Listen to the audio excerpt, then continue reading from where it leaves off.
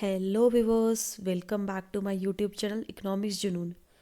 आज हम इस वीडियो में क्लास 12th इकोनॉमिक्स टर्म 1 2021-22 के सीबीएसई सैम्पल पेपर को डिस्कस करने वाले हैं। इस वीडियो में हम हर एक क्वेश्चन के एक्सप्लेनेशन को डिस्कस करेंगे। हम इस वीडियो में ये जानेंगे कि कैसे हमें गलत ऑप्शन को हटाना है, सही ऑप्शन तक पहुंचना है, क्योंकि 4 ऑल्टरनेटिव है। 4 ऑल्टरनेटिव में से आप इजीली 2 ऑल्टरनेटिव्स को आइडेंटिफाई कर सकते हैं जो कम्प्लीटली तरीके से, और आप सीधा सीधा पता लगा सकते हैं कि वो गलत है। और बाकी जो 2 ऑप्शंस बचेंगे उन दोनों में से जो मोस्ट अप्रोप्रिएट है वो आप कैसे आइडेंटिफाई करेंगे, इस वीडियो में हम डिस्कस करने वाले हैं। और जैसा कि आप जानते हैं कि टर्म 1 का जो पेपर है इस बार वो पूरे तरीके से ऑब्जेक्टिव टाइप बेस्ड है। तो ऑब्जेक्टिव टाइप क्वेश्चन को करने के लिए आपको कॉन्सेप्ट को समझना बहुत ज़रूरी है। तो अगर आपका कॉन्सेप्चुअल पार्ट बहुत अच्छा है तो आप इजीली ऑब्जेक्टिव क्वेश्चंस को भी, इन क्वेश्चन को अटेम्प्ट कर सकते हैं। तो चलिए हम इस वीडियो में जानेंगे कि कैसे हमें सही ऑप्शन तक पहुंचना है। स्टार्ट करते हैं। उससे पहले आपको पेपर के पैटर्न को जानना ज़रूरी है कि पेपर में क्या, कितने मार्क्स से क्वेश्चन आएंगे, क्या अटेम्प्ट करना है, पूरा फॉर्मेट हम जानेंगे। तो सबसे पहले आपको जानना है कि आपका जो पूरा पेपर रहेगा वो 40 मार्क्स का पेपर रहेगा और आपको 90 मिनट्स में उस एग्ज़ाम को अटेम्प्ट करना है। इस पेपर में आपको टोटल 60 क्वेश्चंस मिलेंगे और 60 में से आपको 50 क्वेश्चन अटेम्प्ट करने हैं। इट मीन्स कि 50 क्वेश्चन आपको अटेम्प्ट करने हैं। इट मीन्स कि हर क्वेश्चन आपका बनेगा 0.8 मार्क्स का, यानी आपका 40 मार्क्स का पेपर रहेगा और 90 मिनट में आपको इसको कंप्लीट करना है। और ये जो 60 क्वेश्चंस आपको देखने को मिलेंगे, आपको 3 पार्ट्स में देखने को मिलेंगे, section A, section B and section C. Section A में टोटल 24 क्वेश्चन है जिसमें से आपको 20 क्वेश्चन अटेम्प्ट करने हैं। सेक्शन बी में भी 24 है और आपको 20 क्वेश्चन अटेम्प्ट करने हैं। और सेक्शन सी में आपको 12 क्वेश्चन देखने को मिलेंगे जहां से आपको 10 क्वेश्चन अटेम्प्ट करने हैं। तो इस तरीके से आपको तीनों सेक्शन में मिला के 60 क्वेश्चंस मिलेंगे और आपको 50 क्वेश्चन अटेम्प्ट करने हैं। और हर क्वेश्चन की वेटेज सेम है, 0.8 मार्क्स की है, ठीक है। और गलत क्वेश्चन होने पे कोई भी नेगेटिव मार्किंग नहीं है। तो ये आपका एग्ज़ाम का पैटर्न होने वाला है। तो चलिए हम अब क्वेश्चन को डिस्कस करते हैं। सबसे पहले हम बात करेंगे यहाँ पर आपके क्वेश्चन नंबर 1 की। तो क्वेश्चन नंबर 1 में कहता है कि गवर्नमेंट का एक ऑब्जेक्टिव था, गवर्नमेंट जब अपना बजट बनाती है उस बजट में गवर्नमेंट के अपने डिफरेंट डिफरेंट ऑब्जेक्टिव्स पड़े थे। उनमें से गवर्नमेंट का एक ऑब्जेक्टिव है रीडिस्ट्रीब्यूशन ऑफ इनकम। तो गवर्नमेंट इस ऑब्जेक्टिव को कैसे से अचीव कर सकती है। तो रीडिस्ट्रीब्यूशन का मतलब क्या होता है, जहाँ पे टैक्स यानी टैक्स की बात होती है, यानी गवर्नमेंट जो रिच क्लास है उस पर टैक्स लगाती है और उनके टैक्स से जो इनकम आती है वही पैसे को गवर्नमेंट आगे रीडिस्ट्रीब्यूट यानी दोबारा डिस्ट्रीब्यूट यानी बांट देती है, किसको, पुअर को दे देती है। किस फॉर्म में, सब्सिडीज फॉर्म में। तो यानी रीडिस्ट्रीब्यूशन ऑफ इनकम का मतलब क्या है, रिच पे टैक्स लगाकर पुअर को सब्सिडीज प्रोवाइड करना। तो हम इसमें से देखेंगे कौन सा ऑप्शन सही है।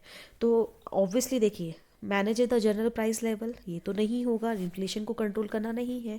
इंक्रीजिंग द जीडीपी, जीडीपी तो एक गवर्नमेंट का अलग से ऑब्जेक्टिव था।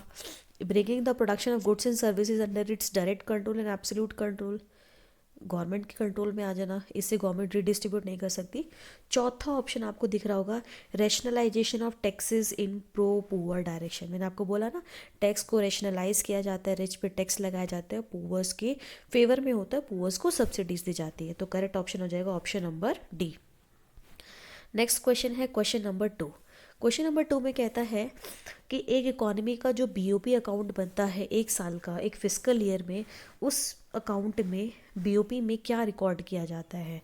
गवर्नमेंट की इनकम और एक्सपेंडिचर्स को नहीं, सरकार से मतलब नहीं होता। गवर्नमेंट के जितने भी फंड आ रहे हो जा रहे नहीं। तीसरा कहता है inflow and outflow of foreign exchange to and from the economy. आप पढ़ते हैं कि इस बीओपी अकाउंट में एक कंट्री ने दूसरी कंट्रीज़ के साथ जो भी मॉनिटरी ट्रांजेक्शन्स करें, ऑब्वियसली देखिए आप दूसरी कंट्रीज़ को अगर गुड एक्सपोर्ट करें या इम्पोर्ट करें तो ऑब्वियसली आपके पास फॉरेन एक्सचेंज यानी फॉरेन करेंसी या तो आएगी या तो जाएगी, सिंपल सी बात है। तो यानी ये काफ़ी हद तक मुझे ठीक लग रहा है। अब हम ऑप्शन नंबर 4 को भी पढ़ लेते हैं। Inflow and outflow of loans, सिर्फ लोन्स नहीं आता, सारी एक्सचेंज आते हैं। तो यानी मोस्ट अप्रोप्रिएट आंसर हो जाएगा ऑप्शन नंबर सी। चलिए क्वेश्चन नंबर 3 की तरफ बढ़ते हैं। क्वेश्चन नंबर 3 कहता है कि आपको बताना है कि इनमें से कौन सा बैंक है जो पब्लिक के साथ, जो आम जनता होती है, जनरल पब्लिक होती है, उनके साथ इंटरेक्ट नहीं करती है। तो आप सभी जानते हैं कि bank of India, state bank of India और सेंट्रल बैंक ऑफ इंडिया, ये तीनों ही कमर्शियल बैंक्स हैं, और कमर्शियल बैंक हमेशा पब्लिक के साथ इंटरेक्ट करती है। तो कौन सा बैंक नहीं करता, वो है आपका रिजर्व बैंक ऑफ इंडिया। ये किसके साथ इंटरेक्ट करता है, ये इंटरेक्ट करता है सभी बैंक्स के साथ। तो करेक्ट आंसर हो जाएगा option number D. Question number 4 की तरफ बढ़ते हैं। क्वेश्चन नंबर 4 में कहता है कि आपको 4 ऑप्शन दे रखे हैं और आपको चारों ऑप्शन में से आइडेंटिफाई करना है कि बीओपी अकाउंट में, बीओपी में जो करंट अकाउंट बनता है, करंट अकाउंट में एक आइटम होता है इनविजिबल आइटम। इनमें से कौन सा इनविजिबल आइटम का एग्जाम्पल नहीं है। आप पढ़ते हैं ना, बीओपी के करंट अकाउंट में क्या आता है, विजिबल आइटम्स, इनविजिबल आइटम्स और यूनिलेटरल ट्रांसफर्स आते हैं। तो आपको बताना है कि कौन सा इनविजिबल आइटम नहीं है इसमें से। तो एयर और सी ट्रांसपोर्ट है, क्योंकि इनविजिबल का मतलब सर्विसेज, तो ये तो सर्विसेज है, तो ये तो एग्जाम्पल है। तो आपको बताना कौन सा नहीं है। तो ये वाला ऑप्शन कट गया। पोस्टल एंड कुरियर सर्विसेज, ये भी सर्विसेज है, ये भी कट गया। एजुकेशन रिलेटेड आप ट्रैवल करने जाते हो, ये भी सर्विस है, ये भी कट गया। तो यानी ऑप्शन नंबर कौन सा बचा, option number D is correct. Merchandise link transaction, merchandise link transaction का मतलब जितनी भी गुड्स रिलेटेड ट्रांजेक्शन्स होती है, आप जो वस्तु खरीदते हो और बेचते हो, जो आप देख सकते हो, जो आप टच कर सकते हो, तो वो सारी ट्रांजेक्शन्स ऑब्वियसली किसका पार्ट है, विजिबल का पार्ट है। तो वो इनविजिबल में नहीं आएगा। तो option number D is correct. Question number 5 में हम पढ़ेंगे, कहता है कि आपको दोनों स्टेटमेंट को पढ़ना और करेक्ट ऑप्शन चूज़ करना है। तो पहली स्टेटमेंट में बोला गया है यहाँ पर, पहली स्टेटमेंट यहाँ पे आपको बोला गया है कि डीमोनेटाइजेशन जो है वो एक ऐसा स्टेप है जिसको गवर्नमेंट ऑफ इंडिया ने शुरू किया था ताकि करप्शन, ब्लैक मनी, टेररिज्म और जितनी भी फेक करेंसी सर्कुलेशन उसको रोका जा सके। तो ये वाली बात तो बिल्कुल ठीक है। 2016 में डीमोनेटाइजेशन इसीलिए लाया गया था, करेक्ट। स्टेटमेंट 2 कहता है कि डीमोनेटाइजेशन की वजह से जो टैक्स कंप्लाइंसेस है इंडिया में over the period of time बढ़ा है, बिल्कुल बढ़ा है। देखिए, जब डीमोनेटाइजेशन आया तो लोगों की जितनी भी ब्लैक मनी थी, जिन पर उन्होंने टैक्स नहीं पे किया था, अब वो करेंसी क्या हो चुकी है, इनवैलिड हो चुकी है। तो उनको वो करेंसी बैंक्स में जाके कन्वर्ट करानी पड़ी। तो जब वो ब्लैक, क्योंकि टैक्स वो तो उसका कोई रिकॉर्ड नहीं था, तो वो जाके वाइट कराएंगे तो उस पर उनको टैक्स पे करना पड़ेगा। तो ऐसे में गवर्नमेंट का टैक्स जो है वो बहुत ज़्यादा बढ़ गया। तो ये वाली बात भी ठीक है। तो यानी यहाँ पे करेक्ट ऑप्शन कौन सा हो जाएगा, ऑप्शन नंबर ए, क्योंकि दोनों ही स्टेटमेंट यहाँ पे ट्रू है। क्वेश्चन नंबर 6 की तरफ बढ़ते हैं। कहते हैं कि मिस साक्षी के इकोनॉमिक्स टीचर है, वो बच्चों को कुछ कॉन्सेप्ट पढ़ा रहे हैं। तो आपको इसको पढ़कर बताना है कि वो बच्चों को क्या कॉन्सेप्ट पढ़ा रहे हैं चारों में से। तो कहते हैं कि साक्षी मैम क्या उनको बता रहे हैं कि कमर्शियल बैंक के पास जितना भी टोटल डिपॉजिट होता है उसका कुछ मिनिमम परसेंटेज कमर्शियल बैंक किसके पास रखवाता है, सेंट्रल बैंक के पास रखवाता है, नॉर्म्स के अकॉर्डिंग। तो ये कौन सा कॉन्सेप्ट है, ऑब्वियसली CRR। टीचर किसके बारे में बता रही है, कैश रिजर्व रेशो। आपने पढ़ा है कैश रिजर्व रेशो का मतलब क्या होता है, कमर्शियल बैंक के पास जितना भी डिपॉजिट आता है उसका कुछ मिनिमम परसेंटेज कमर्शियल बैंक को सेंट्रल बैंक के पास रखवाना पड़ता है। क्लियर। तो option number A is correct. Question number 7 की तरफ बढ़ते हैं। कह रहे 2 दोस्त हैं, मीरा एंड सिंधु, वो आपस में एक दूसरे एक्सचेंज रेट को लेकर डिस्कशन कर रहे हैं। तो उन्होंने डिस्कस किया कि इस सिस्टम में क्या होता है, ये एक्सचेंज रेट सिस्टम में क्या होता है कि एक्सचेंज रेट जो है वो मार्केट फोर्सेस यानी डिमांड और सप्लाई के बेसिस पे डिपेंड करता है। बट इसके साथ साथ जो है वो कॉम्पिटेंट अथॉरिटी जो है कई बार एफर्ट भी मारती है ताकि एक्सचेंज रेट को स्टेबल किया जा सके और एक्सचेंज रेट अपने एक लिमिट के अंडर ही रहे। तो आप सभी ने पढ़ा है इसके बारे में। होता क्या है, जैसे मान लीजिए इंडिया का जो एक्सचेंज रेट है वो फ्लोटिंग है, यानी हमारा exchange rate day to day जो है वो फ्लोट करता है, फ्लेक्सिबल है, वो मार्केट फोर्सेस पे डिपेंड करता है। बट वो एक्सचेंज रेट बहुत ज़्यादा ऊपर ना चला जाए, बहुत ज़्यादा कम ना हो जाए, तो उसको एक रेंज के अंदर मेंटेन करने के लिए हमारी जो कॉम्पिटेंट अथॉरिटी है वो RBI हमेशा उसमें एफर्ट मारती है ताकि एक्सचेंज रेट हमारा एक लिमिट के अंदर है, स्टेबलाइज रहे।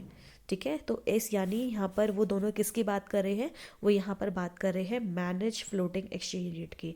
और आपको याद रखना है कि इंडिया जो है मैनेज फ्लोटिंग एक्सचेंज रेट का ही यूज़ करता है। क्वेश्चन नंबर 8 की तरफ बढ़ते हैं। क्वेश्चन नंबर 8 कहता है कि दोनों स्टेटमेंट को आप ध्यान से पढ़ो और आप आपको करेक्ट ऑप्शन चूज करना है। पहली स्टेटमेंट में बात की गई है कि पब्लिक गुड वो गुड होते हैं जो एक साथ पब्लिक एक साथ कंज्यूम करती है। बिल्कुल, जैसे मान लीजिए पार्क है, तो पार्क में आप भी जा रहे हो, आपके पड़ोसी जा रहे हैं, आपके जो मोहल्ले वाले वो सब जा रहे हैं, कोई भी जा सकता है, कोई भी किसी को जाने से रोक नहीं सकता। एक टाइम पे हर कोई जाके पार्क में जाके फ्रेश एयर ले रहा है, वहाँ पे प्रॉपर जाके वॉक कर रहे हैं। ठीक है, ये वाली बात बिल्कुल ठीक है। स्टेटमेंट 2 कहता है कि पब्लिक गुड एक्सक्लूडेबल और राइवलस इन नेचर है। नहीं, एक्सक्लूडेबल का मतलब क्या है? क्या आप पार्क गए तो क्या आपके पार्क जाने से कोई और उस पार्क में एंटर नहीं कर सकता? आप किसी को हटा नहीं सकते हो, चाहे उसने उस पार्क के मेंटेनेंस के लिए पैसे दिए हैं या नहीं दिए हैं, तो वो भी पार्क का फ़ायदा उठा सकता है। और राइवलस का मतलब ऐसा नहीं है कि आपको पार्क जाने से जो सेटिस्फेक्शन मिलती है तो दूसरे पर्सन के आने की वजह से आपकी सेटिस्फेक्शन कम हो जाएगी, तो ये वाली बात भी गलत है। जब ठीक है, तो आपको याद रखना जो पब्लिक गुड होते हैं वो नॉन एक्सक्लूडेबल और नॉन राइवलस होते हैं। तो यानी यहाँ पे करेक्ट हो जाएगा ऑप्शन नंबर सी। क्यों? क्योंकि आपकी स्टेटमेंट 1 ट्रू है, जबकि स्टेटमेंट 2 आपकी क्या है? फॉल्स है। क्वेश्चन नंबर 9 देखते हैं। कहता है क्वेश्चन नंबर 9 में कह रहा है कि एक नेशन का जो बीओपी स्ट्रक्चर होता है उसके अंदर दो मेन कैटेगरी में अकाउंट बनते हैं। तो आपको बताना है जो दो मेन कैटेगरी में अकाउंट होते हैं, जो ट्रांजेक्शन्स होती है वो कौन से दो मेन अकाउंट में जाती है। तो आप सभी जानते हैं दो अकाउंट मेन कौन से होते हैं, करंट अकाउंट और कैपिटल अकाउंट। यानी तो ये तो है ही नहीं मेन अकाउंट, और ये भी मेन अकाउंट नहीं है, क्योंकि यूनिलेटरल ट्रांसफर करंट अकाउंट का एक पार्ट है। उन्होंने बोला मेन अकाउंट बताना है, मेन कैटेगरी का अकाउंट बताना है। ठीक है, तो देखिए ऑप्शन नंबर 103 किस में आ रहा है? 103 आ रहे हैं हमारे ऑल्टरनेटिव बी में। तो यानी कौन सा ऑप्शन करेक्ट हो जाएगा? Alternative B is correct. Question number 10 देखते हैं। क्वेश्चन नंबर 10 में कहता है कि आपको आइडेंटिफाई करना है इनमें से कौन सा आरबीआई का फंक्शन नहीं है। तो आप जानते हैं कि आरबीआई गवर्नमेंट के लिए एज ए बैंकर काम करता है, तो ये वाली बात तो बिल्कुल ठीक है। आपको बताना कौन सा नहीं है, तो ये वाला ऑप्शन कट गया यहाँ पे। आरबीआई जो है वो गोल्ड रिजर्व को कस्टडियन करता है, उस पर नज़र रखता है, निगरानी रखता है, बिल्कुल रखता है, तो ये भी नहीं है यहाँ पे। फाइनेंशियल एडवाइस करता है गवर्नमेंट को, बिल्कुल करता है। तो यानी ऑप्शन कौन सा बचा? ऑप्शन नंबर डी, कि वो है कॉइन और 1 रुपये नोट को इशू करना। वो आरबीआई नहीं करता, वो कौन करता है? आपसे पूछा जाता है वो कौन करता है? Ministry of finance, government of India. यानी option number D is correct. Question number 11 को देखते हैं। 11 में कह रहा है कि इंडस्ट्रियल पॉलिसी रेजोल्यूशन आईपीआर 1956 जो है वो किस 5 ईयर प्लान के बेसिस पे बना है? तो आप जानते हैं सेकेंड 5 ईयर प्लान, जो कि 1956 से लेके 1961 तक चला था। ठीक है, 1950 सेकेंड 5 ईयर प्लान के दौरान ही सबसे ज़्यादा इंडस्ट्रीज़ पे फोकस किया गया था, और जो हमारा आईपीआर 1956 है वो इसी 5 ईयर प्लान के बेस पर बना हुआ है। क्वेश्चन नंबर 12 को देखते हैं। ऑक्यूपेशनल स्ट्रक्चर का मतलब क्या है, आपको बताना है। तो ऑक्यूपेशनल स्ट्रक्चर का मतलब होता है कि आप जानते हैं कि हम जो भी काम करते हैं, जो भी इकोनॉमिक एक्टिविटीज़ परफॉर्म होती है वो 3 कैटेगरीज में होती है, प्राइमरी, सेकेंडरी एंड टर्शरी। तो ऑक्यूपेशनल स्ट्रक्चर बताता है जो लोग काम कर रहे हैं, जितने भी लोग काम कर रहे हैं वो कितने लोग हैं जो अलग अलग सेक्टर में काम करें, कितने प्राइमरी में काम करें, कितने सेकेंडरी में काम करें, कितने टर्शरी सेक्टर में काम कर रहे हैं। तो ऑक्यूपेशनल स्ट्रक्चर बताता है distribution of workforce means actual में कितने लोग काम कर रहे हैं different sectors of an economy, अलग अलग इकोनॉमी सेक्टर्स में, कौन से? Primary, secondary and tertiary. तो यानी option number C is correct. Question number 30 कहता है कि आपको बताना है जो भी एग्रीकल्चर प्रोडक्शन किया जाता है, जो भी आपको बताना है कि वो पोर्शन क्या कहलाता है एग्रीकल्चर प्रोड्यूस का। यानी फार्मर ने जो भी एग्रीकल्चर प्रोडक्शन किया उसमें से पहला जो भी हुआ उसका कुछ पार्ट अपने कंजप्शन के लिए रख लिया, उसके बाद जो बचा वो मार्केट में क्या कर दिया, उसने जाके बेच दिया। तो आपको बताना उस एग्रीकल्चर प्रोड्यूस को क्या बोला जाता है? उसको बोला जाता है मार्केटेबल सरप्लस। नाम से पता लग रहा है कि जो बच गया, अपनी रिक्वायरमेंट पूरी करने के बाद जो बच गया उसको मार्केट में ले जाके बेच देना। क्वेश्चन नंबर 14 में कहता है कि आपको दोनों स्टेटमेंट को रीड करना और आपको बताना है कौन सा ऑप्शन यहाँ पे करेक्ट है। तो स्टेटमेंट 1 में कहता है कि पॉवर्टी लाइन इंडिया में जो है वो मॉनेटरी वैल्यू में डिसाइड की गई है। और कैसे की गई है? मिनिमम न्यूट्रिशनल रिक्वायरमेंट के बेसिस पे एक इंडिविजुअल को एक दिन में कितना न्यूट्रिशन है, कितनी कैलोरीज मिलनी चाहिए, इस बेसिस पर डिसाइड है। बिल्कुल डिसाइड है। आप जानते हैं कि 2400 कैलोरीज पर person per day rural area में मिलना चाहिए और 2100 कैलोरीज पर person per day urban area में मिलना चाहिए। तो ये वाली बात तो ठीक है। अब कहता है स्टेटमेंट 2 में कि the definition of poverty line in monetary term has not changed over the year, कि मॉनेटरी टर्म्स में जो पॉवर्टी लाइन डेफिनेशन है वो बहुत सालों से चेंज नहीं हुई है। ऐसा नहीं है, ये टाइम टू टाइम चेंज होती रहती है। तो ये वाली बात यहाँ पे क्या है? गलत है। तो यानी statement 1 is true and statement 2 is false. इसका मतलब कौन सा करेक्ट ऑल्टरनेटिव है? Alternative C is correct. Question number 15 की तरफ बढ़ते हैं। क्वेश्चन नंबर 15 में कहता है कि आपको दोनों स्टेटमेंट को करेक्टली रीड करना है और आपको करेक्ट ऑप्शन जो है चूज़ करना है। पहले स्टेटमेंट में कहता है कि इंडिया जो है उसको हम अक्सर outsourcing hub of the world बोलते हैं। Yes, outsourcing hub of the world बोलते हैं। बिल्कुल, आउटसोर्स करना। कि आज के टाइम पे देखते हैं ना कि बड़ी बड़ी मल्टीनेशनल कंपनी जो है वो क्या कर रही है? इंडिया में आके आउटसोर्सिंग कर रही है, हमारे यहाँ पे आके अपने बिजनेस सेटअप करती है और हमारे जो लेबरर्स हैं उनको आउटसोर्स करती है, उनको हायर करती है, उनको एम्प्लॉयमेंट प्रोवाइड करती है। मल्टीनेशनल कंपनी जो आप दिख रही है वो यही है। ये वाली बात बिल्कुल ठीक है। स्टेटमेंट 2 कहता है कि Availability of skilled manpower is one of the prime factor responsible for the status gained by India at the international platform। कि इंटरनेशनल प्लेटफॉर्म पे हमारा इतना स्टेटस बढ़ गया है। मेन कारण क्या है? क्योंकि हमारा जो मैन पावर है वो बहुत ज़्यादा स्किल्ड है। मैन पावर स्किल अवेलेबल होने की वजह से इंटरनेशनल लेवल पे इंडिया की इम्पोर्टेंस बढ़ रही है। बिल्कुल, ये वाली बात भी बिल्कुल सही है। तभी इसलिए इंडिया जो है आज के टाइम पे आउटसोर्सिंग हब कहलाता है। तभी वो लोग हमें आके आउटसोर्स करते हैं और हमें काम प्रोवाइड करते हैं। तो यानी यहाँ पे दोनों बात ठीक है। तो यानी option number A is correct. Both the statement are true. तो इस तरीके से आपसे क्वेश्चन पूछे जाएंगे। आपने अभी तक ऑब्जर्व किया होगा ज़्यादातर आपसे क्वेश्चन डायरेक्ट क्वेश्चन भी थे और यहाँ से आपसे स्टेटमेंट बेस्ड क्वेश्चन भी थे। आगे आने वाली अब नेक्स्ट वीडियोस में हम क्वेश्चन नंबर 16 से शुरू करेंगे। तो आई होप आपको ये टॉपिक जितने भी मैंने क्वेश्चंस आपको कराए हैं वो क्लियर होंगे। तब तक के लिए bye bye, have a good day.